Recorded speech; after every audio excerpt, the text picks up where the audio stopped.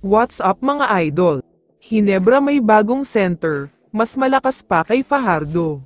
Pero bago mo sana ipagpatuloy ang panonood mo, ay huwag mong kalimutan na mag-subscribe bilang suporta sa aking YouTube channel. Maraming salamat idol.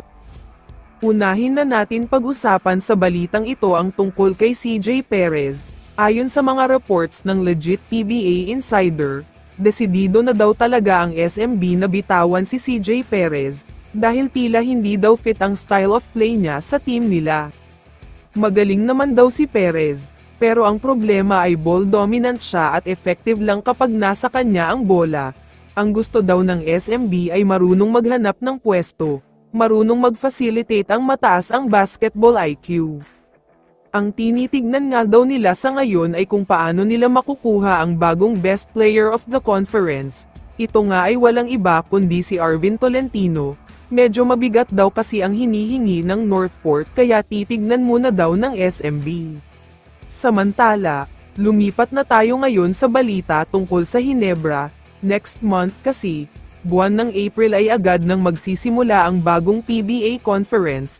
Halos walang magiging pahinga ang Hinebra dahil nasa finals pa sila. Kung akala nyo ay focus ang lahat sa finals, may na-assign na daw ang Hinebra management pati na si Boss Al, para maghanap ng mga players na pwedeng dumagdag sa lineup nila. May mabigat daw kasi silang goal. Ang balak daw nila ay makakuha ng Grand Slam title, 3 sunod-sunod na kampyonato mula sa Commissioner's Cup, Governor's Cup at All-Filipino Conference, kaya gusto daw nilang mas lumakas pa ang lineup nila.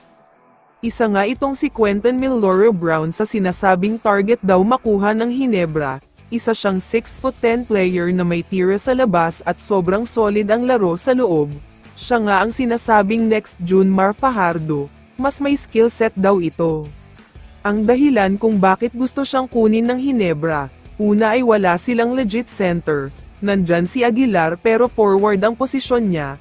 Pangalawa sa dahilan ay nakipag-usap daw si QMB sa Hinebra management at sinabi niyang gusto niya sa Hinebra. Kung malakas na ang Hinebra ngayon, paano pa kaya kapag nakuha pa nila si QMB na isang napakagaling na player? Siya din ang tinitignan ni Coach Team na maging dagdag sa Gilas Pilipinas pool para sa FIBA Asia Cup sa August.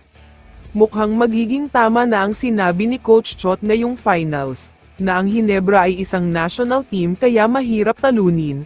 Mas magiging mahirap pa silang talunin next conference dahil sobrang ganda ang chemistry nila. Kaya naman kung ikaw ang tatanungin idol, ano ang masasabi mo sa balita kay QMB?